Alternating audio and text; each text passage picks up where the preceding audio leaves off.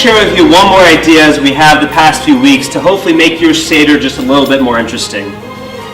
The Seder, and really the whole Exodus of Egypt, is the blueprint for all of the exiles that the Jewish people have ever been in. And in truth, we see this right in the Haggadah, because right before we get into telling the story of the Exodus, we have an introductory line. What does the Haggadah tell us?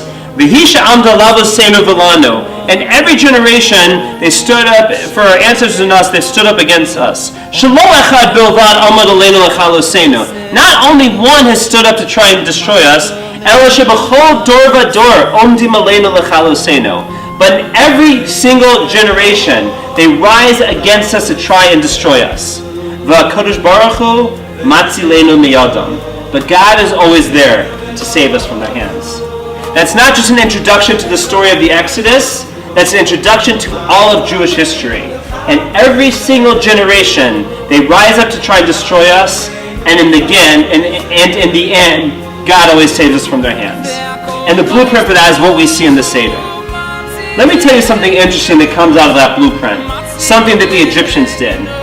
The Seder tells us, V'yira'u osanu, that the Egyptians made us evil, is how it directly translates into English. Now, we would think that the Egyptians didn't make us evil, they didn't make us bad, they did bad things to us. So it should be the Yerolanu, that they were evil to us. It's not that they made us evil, they were evil to us. Why the funny language in the Haggadah? Let me tell you why. Think about what was happening at that point in history. What happened just before the story of the servitude in Egypt? You had the story of Joseph, that nice Jewish boy who rose to prominence as the viceroy of all of Egypt. He comes in and what does he do? He literally saves the whole country. The whole world was struck with famine. The whole world was brought to their knees. And what did Joseph do?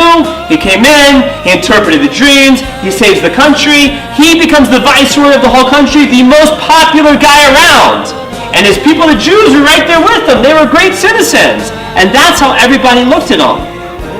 So how do you go from that to one generation later having the government ordering genocide of the whole Jewish people? Very simple. How do you do it? You have to make the Jewish people evil. If the Jewish people are still the great family of Joseph who saved the whole country, you can't have mass genocide against them. It doesn't work. So what do you have to do? You have to scapegoat them. You have to make them evil. You have to make everyone hate them. You have to give the people reason to fear the Jewish people. And that's exactly what Paro did. That's exactly what the Pharaoh did. As a matter of fact, it says in the Torah, right before the affliction started, that a new king arose over Egypt that didn't know Joseph. What does it mean that he didn't know Joseph? He forgot about the great things that Joseph did for the Jewish people. He forgot about the great things that Joseph did for the Egyptian people, and he made the Egyptian people forget about it too.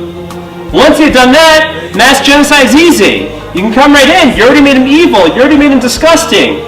Now you can come in with a genocide. And that's what happened in that generation, and that's what happens in every generation. For the past 75 years in America, we've lived in the greatest prosperity that the Jewish people have ever had. You might have heard of the Golden Age of Spain. The Golden Age of Spain was nothing compared to the Golden Age of America. You can't even compare it at all. Yet now something very scary is happening. We have something going on in the world called the BDS movement. What is the whole purpose of the BDS movement? The whole purpose of the BDS movement is taken right out of the Haggadah, taken right out of the Torah, taken right out of what Pharaoh did to the Jewish people, that he made them evil in the eyes of the Egyptians. Once he made them evil in the eyes of the Egyptians, you could do anything else after that. So let's not look at this BDS movement as anything less than what it is. It's cold, calculated anti-Semitism at its roots, and it's trying to do the same exact thing that the Nazis did before they came in with their genocide, doing the same exact thing that the Spanish did before their genocide, the same exact thing that the Romans did, the same exact thing that the Babylonians did, and started with the Egyptians up until this generation. So as we say these words at the Seder, B'chol dor vador, that it happens in every single generation. For the past number of generations here in America, we haven't been able to relate to that. But in our generation, we'll all sit at our Seders this year, and we'll think about what's going on in this world. We'll think about what's on the news. We'll think about how the Jewish people are being made evil in the eyes of Western culture, and then it'll be real for us. And then it'll be real. But don't forget, no matter how real it comes, there's an ending to every difficulty the Jewish people have ever been in, found right there in the Haggadah. V'hakadosh Baruch Hu matzilenu miyadam. That God is always there to save us from our hands, save us from their hands. May God save us from what's going on right now, that we should see these things end. We should never have to experience them again. Have a Chag Kosher V'Sameach.